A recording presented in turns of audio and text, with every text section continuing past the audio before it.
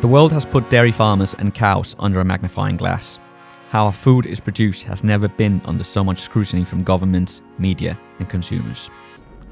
But what is the best way for everyday people to stay informed about dairy farming? And how can journalists help by promoting the efforts of farmers? To learn more and hear great stories about dairy farmers worldwide, we invited two journalists with over 20 years of experience to share their knowledge on the press's role in informing consumers and boosting support for dairy farming in times of pressure. Friis Hansen, director and senior editor at LandbrugsMedierne in Denmark, and Chris McCullough, an international freelance journalist from Belfast, Northern Ireland. This is the BreedCast, produced by VikingGenetics. I'm your host, Tomás De La Rosa. Hello and welcome, Christian and Chris. Thank you. Thanks for joining us, and nice to have you calling in from Northern Ireland, Chris. No problem. To start, Christian, can you tell me about your background and how you became involved with agricultural journalism? Yeah, well, it's really quite a coincidence, to be honest, because, well, my background is I'm a journalist and have been so for more than 25 years. I've been working in Danish media, mainly papers, and writing regular news. But then suddenly there was a position open at the LandbrugsMedierne as a director and managing editor, and I thought, well, why not try that? I've always been fond of agriculture, and I grew up in the countryside, so I thought, well, that could be nice. Back to the roots, can we say? Yeah, well, my problem though was that I didn't really know anything about agriculture, so I've had quite a steep learning curve because it's a very difficult field to work in as a journalist. And what about you, Chris? Yeah, so I've been an agricultural journalist now for 21 years and 7 months, 3 days, I think. And I started off, when I left agricultural college, I didn't know what job I wanted to pursue, but I was from a dairy farm in the middle of Northern Ireland. So I embarked on a career as a technical sales rep, selling feed, semen, you name it, cow cubicles, cow mats to dairy farmers. And then I started writing lots of marketing columns for the newspapers and developed purely into journalism from there. And it's been, even though I'm from a farm, I can say the journalism aspect has been a steep learning curve since then and continues to be so. Mass media influences consumer trends through narratives, which ultimately affect the food supply and therefore the farmers and their way of farming. What are some of the most notable trends right now? If I can start with you, Chris. So I guess we've got to focus on the mass media attention to alternative dairy products, plant-based products, is one of the biggest examples of how consumer perceptions of a product can change possibly. But it was short-lived. I think it's still short-lived, but it just shows you how using national media, not so much maybe agricultural media, but national media in all forms, print, digital, radio, you name it, can influence a consumer to think one way that they'll save the world if they use something else. And but on the flip side, the mass media hasn't really gone to the lengths of supporting dairy farmers. And I guess that's one of my jobs in agricultural journalism, is to change that. And what are we seeing here in Denmark, Christian? Well, I agree, but I think overall, and certainly in Denmark, it's the focus on carbon emission by eating meat, but also by in dairy production. It's of course, Denmark is one of the countries where this in mass media, as you say, Chris, is very high focused, but all over the world and in Europe also, it will be what we will be discussing for the next 5, 10, 20 years. And as you say, dairy farmers, they play a pivotal role in feeding the world. How do you, as journalists, ensure that you report fairly and accurately about the efforts they're doing to feed the world? Chris? So I guess the biggest responsibility that I have is to actually listen to what the farmer is saying and get his message across to the readers of whatever media I'm working for. And journalists have their own thoughts sometimes, and they like to say things themselves, but at the end of the day, it's what the farmer thinks and what he wants to get across to the consumers that's important. Okay, we can listen to the farming unions, to the governments, to everything else, but essentially it's what the farmer says and what he's doing that the consumer wants to connect with at the end of the day. And what can you tell me about LandbrugsMedierne, Christian? Well, when you ask about fair reporting, that's actually a very, very interesting topic, because fair reporting by whom? Because when we write or if we make a podcast and so on, our main customer is a farmer. But actually, right now, I think it's even as important that the whole rest of the world actually reads and listens to what we make of articles, because the discussion about carbon emission, for instance, it starts in a place where no one, or most of the people that discusses it, actually doesn't know anything about food production. So they just dream whatever they want, but they don't know how it's going to be made. Is it at all possible? As you know, in Denmark, it's been politically there's a very wide consensus that we have to reduce carbon emission by 70% in 2030. So that was a government decision, but no one knows how we're going to do that. And of course, the whole agricultural sector is responsible for a part of this. But how is it possible to do that while we are still feeding people, while we're still producing food? So there are a lot of scientists and other people that actually know something who work on this. And so I consider it a part of my job to ensure that the rest of the world gets to know some of the things that we report on this issue, for instance. And I guess this demonstrates one of the biggest issues right now between consumers and farmers, and that's the gap between consumers and their perception versus the reality of modern dairy farming. What is the role of an agricultural journalist in bridging this gap? Well, it's quite difficult to answer actually, because of course we write about agricultural sector. We don't write about interior decorating of houses. So that's what we write about, and because of that, our customers are farmers. But they also have to be able to stomach critical journalism. If you see aside from a media like us, there's a lot of criticism in the media about farming and pollution and carbon emission and so on. And some of it might be true, and some of it we might be reporting also. But then I consider our role sort of also a balancing, so that if we make articles that other media could take and report on as well, then that would be a good thing for us. Chris, your thoughts?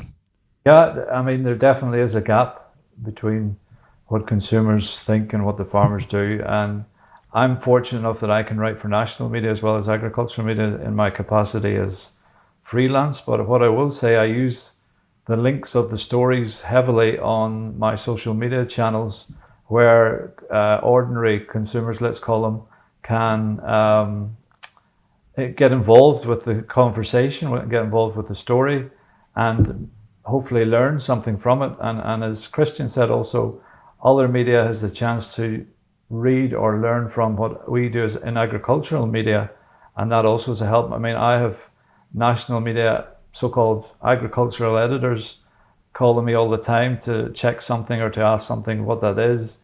So I'm quite happy from that capacity to learn both the national media and the consumers about what the farmers actually do. And that's another point. The national media journalists, even though they do call themselves, some of them, environmental editors or agricultural editors, don't have the first clue about reality on a farm and what's happening in the agriculture industry globally. I agree on this, Chris, because just when I started in the business, so around 30 years ago, almost every Danish paper had its agricultural journalist that actually knew something about agriculture and maybe had been working with this for many years. Now, I think maybe one or two Danish media outlets from the mass media have journalists that are specialized in this. So all the other journalists that work in this field, they write about climate change and so on, but they don't actually know anything about agriculture. And then, if I might add one other thing, it's very important that we use the digital platforms because, again, 30 years ago there was only papers, and you couldn't expect someone who's not a farmer to read our paper, for instance. But if we use social media and use our website and so on, we can reach a much more diverse audience than if we only print it on paper. And well, Chris, as you mentioned, you have the opportunity to write in both agriculture and national media. With that platform, can you share a story or an experience where you felt that your reporting made an impact in the public perception of farming? Yeah, I do have a perfect fit story for that, for your criteria there. I live in a semi-rural town that's got about 30,000 population, and then we're surrounded by Belfast, Greater Belfast area and such like, where the population extends. Now we have one local young dairy farmer. He's now 24 years old, but 3 years ago he decided to bridge the gap, if you like, between the farmer and the consumer, and he revived the actual milk delivery concept using glass bottles. So he started bottling his own milk on the farm, and he started delivering it bottle by bottle to our local town and then further afield. And to date, like, his response to that has been overwhelming. But at the start, he wanted me to wait for like a couple of weeks before we hit anything in the media. But once we put the story in the media of what he was doing as a young farmer, bottling the milk, reviving glass delivery, increasing his sustainability, etc., and we put the story in the newspaper, both national and local agri media, it just, in modern terms, went viral, so to speak. And the business that he got from it and the connections that he got from the consumers, the population, over social media was amazing, absolutely amazing. Any stories from LandbrugsMedierne, Christian? Yeah, well, I can share with you just a very recent story we wrote just last week. And the context in Denmark is that Denmark is an agricultural country. Around 60% of the whole land mass of Denmark is farmed. And so that's the big story. But the story we had last week was that during the last 30 years, actually 200,000 hectares of agricultural land has disappeared. And, there's been built roads and cities and so on. So nobody knows that. The big story is that it's very intensely farmed, but the reality is that a land area of around 2/3 of, I don't know if the audience knows, but Funen in Denmark, 2/3 of Funen has been lost as agricultural country during the last 30 years. So that's sort of a little wake-up call. So is the story that almost the whole landmass of Denmark is farmed? Is that true? No, it's not. It's actually decreasing. But the good story, if I may end this one, is that we harvest just as much on these less 200,000 hectares than we did 30 years ago. So it's about the development and the technology that Denmark pushes with the farming. Thank you both. And for those of you who want a deeper dive into farming in the future and how political trends influence agriculture, we have 2 other episodes on the topics which you should listen to.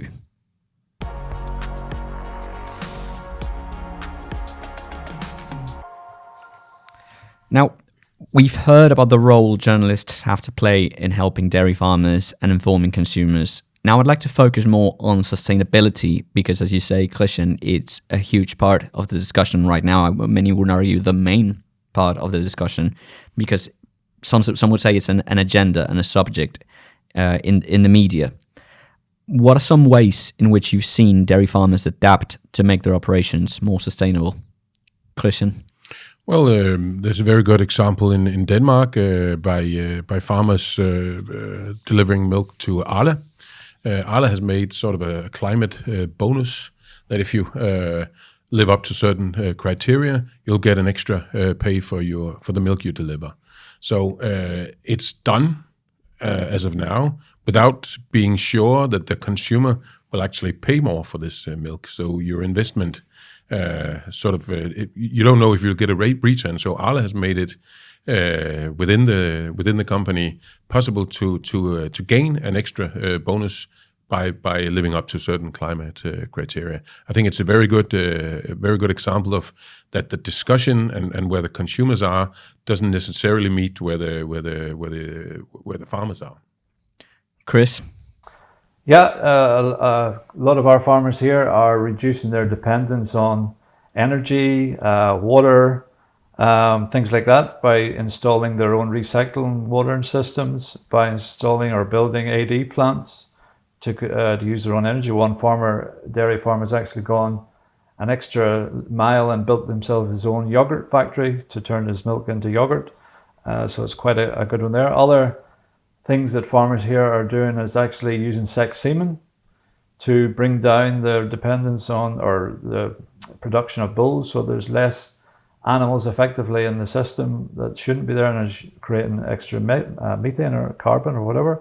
Also, Northern Ireland farmers, some of them are bringing down their calving age of heifers from 27 months, 24 months down to 21 months if possible. Again, the circle system there is helping the environment as well. Others are putting more clover into their swards, or nitrogen fixing plants into their swards, all in an effort to increase their I can't even say it sometimes, sustainability.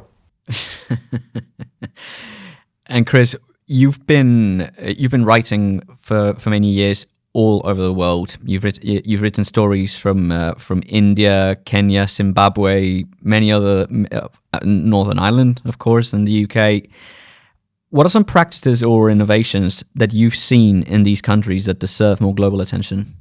Yeah, well, I'll give you a perfect example. It's actually from Northern Ireland. I have to emphasize this one that should be thrown out across the world for farmers to do, and that is soil.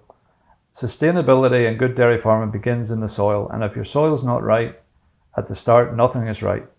So here in Northern Ireland, the Department of Agriculture has embarked on a system or on a project that is going to test the soil in every field in Northern Ireland, which is some 650,000 fields. So they're going to test each field, test the soil, see what it's lacking or if it's too much of something, and form a map of each farm of what that farm should be doing in certain fields, if it needs extra nitrogen, less, more lime, etc. Some farmers here would soil test 25% of their acreage per year, but this is a new initiative to get those farmers who don't reseed generally or don't test the soil to get up and see exactly what our soil has. And it gets back to what Christian said earlier. Our land availability in Northern Ireland is also reducing to grow food on, agricultural land. So we need to know what's in the soil that we can grow more food from that reduced acreage in the future. What, do we have something similar like that here in Denmark, Christian? Well, I recently went to a seminar on how to increase the production of milk with cows by changing what they eat. And so for a normal person, this would be absolutely nonsense. But there was scientists and people from the agricultural industry from all over the world. And so when you sit and listen to this, you realize and you appreciate that, if you really specialized, you appreciate how much is being done to work on this and to be efficient. So it's really efficiency, and the fact in Denmark, some 50, 60 years ago, there was around 1.5 million cattle in Denmark. Now it's around 500,000. They produce the same amount of milk. So that's actually the story told in a very short way. Exactly. That is a huge focus for us, as you say, here in VikingGenetics. Feed efficiency becomes every day a more important part of the conversation, both in genetics and for farmers. It's ultimately about having a cow that can produce the same or more milk for less feed. This not only saves money for the farmer, but also helps the environment. And here at VikingGenetics, of course, we will always think that cattle genetics are fascinating, and they're a very important part of dairy farming that have a huge influence on producing positive results. What have you heard, Chris, from farmers about how science and research help them improve? Well, exactly. I mean, we're moving into, as each year passes, we move into a different generation of younger farmers, and they are more into their science and their research and listening to what our local research stations here and colleges have to say. So it is about, Christian hit on it earlier, is about carbon, where it's coming from, how much it's going to be, how to reduce it, and those things lead back again to the soil, to genetics, to their farming systems. And our farmers here are looking more closely at breeding and how they can affect their own carbon reduction by a simple process, I guess, by just choosing the right bulls to suit their herds and to get and produce a more feed efficient cow, maybe a smaller cow that eats less but still produces maintenance and milk, and they'll be able to keep less numbers of them. So should be a win-win situation. Yeah, and I can add, if my experience is if you talk to young farmers, especially those who are about to take over the farm, they have a very different perspective than most of their fathers, and they look into this in a different way then, because if they are to take over the farm and they have to be there for the next 20, 30, 40 years, their perspective is a little different. And in Denmark, we are talking a lot about license to produce. And so my experience is they have taken this in. They know that if things doesn't change, they will not have this license to produce. So they're very keen on doing a difference. So the problem is for them, of course, will people pay? That's so a lot of people talk, but will people pay? We just had because of the Russian invasion in Ukraine, we just had a crisis where everything got more expensive, and we had inflation and so on. And it was very clear what happened in the supermarkets. People were shopping, as we call it in Denmark, downwards. They were taking the cheap milk, the cheap meat, and so on. So it's not as easy as some politicians wants it to be. And for our listeners out there, you too can have a more profitable, feed-efficient herd with world-class Nordic genetics. To discover what VikingGenetics breeding bulls are available, please visit vikinggenetics.com and browse our Jersey, Holstein, Red and Beef bull selection. Nordic farmers, they've focused on breeding healthier, trouble-free dairy cows for almost 50 years, with the philosophy that ultimately a healthy cow is a more profitable animal with a higher lifetime production. Christian, what are some ways in which agri-journalism helps promote this side of things, the animal welfare side of the business? Well, in a way, it's very simple. It's reporting accurately. So, again, if you take the mass media, there will be a lot of reporting that is not accurate and that is biased in many ways. We can, of course, also be accused of being biased, but it's not our job to correct whatever mass media writes or broadcasts. Our job is to report accurately, and I hope we do so. And if we do so, maybe some of the mass media will be inspired by our stories and maybe report it also. That's just about as much as we can do, because our journalism has to not be biased as well as others shouldn't be. Chris? Yeah, I agree with Christian there. I also would like to add that the more farm stories that we can get into the media from a farmer that's doing well, maybe focusing on his animal welfare, thoughts and processes on the farm, that is in turn read by other farmers who maybe don't have the same levels of welfare on their own farm, and maybe they can learn something. We also have lots of farmers groups here that meet up and educate themselves on what they all do and what products they use or whatever. But one thing I will say about agricultural media leading the readers is that unfortunately a lot of a significant amount, let's say, of agricultural media purely just use the press releases that they're given by companies, depending on who is advertising with them, etc. And there's no actual critical journalism in there, or no actual, let's say, factual journalism in there into what's going on. The media is being kind of directed in the direction that money tells it to be. So again, that's our role, to come in and be critical, but yet factual, and get the story right to the readership. Thank you. And for our listeners, if you want to learn more about Nordic cattle breeding and the benefits of a healthy herd, you should listen to our episode on the Nordic Total Merit Index featuring a leading veterinarian. You'll get a lot out from that.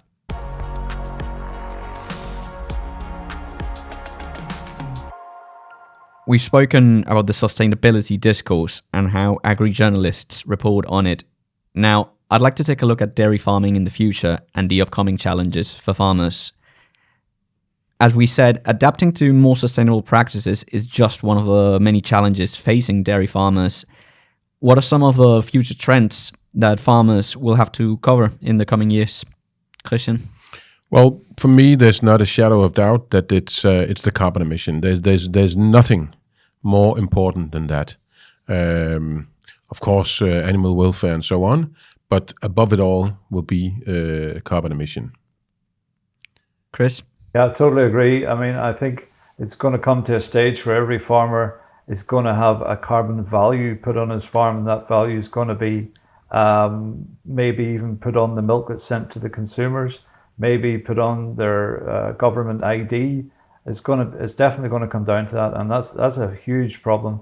That is in itself is going to cost a lot of money, as is increasing your sustainability. And where does this money come from? The profits from your milk. And with milk prices currently at a decline and going further, the investment in this type of technology or type of guarantees that your farm is on the level is going to be a huge problem in the future, I think. And as you say there, Chris, it's ultimately about how the milk ends up with the consumers and giving the global nature of food consumption. What's one message or thought that consumers should take away from today's conversation if you were speaking directly to a consumer, to the everyday person? Briefly, consumers, in my opinion, are put into three groups. The first that ultimately does care a lot about where their product comes from. And the last group is those who don't care. And the final group is those in the middle who kind of care. So the message that they all should be taken from what we're discussing here today is that dairy farmers is not your enemy. Dairy farmers are there to produce food that is essential for your growth and well-being. And there is a will by dairy farmers to connect with consumers and tell their story, exactly what they're doing, without having to be chastised or ridiculed or any of these things from consumers that put dairy farmers down. I mean, I see all too often on social media dairy farmers saying that they've been bashed again by consumers, by the general public, and all they're trying to do is do a job and produce food. Again, that's the message that we want to get out. Farmers are there to produce your food. If you want to know how they do it, read our media, connect with the farmer, and that's how it should be.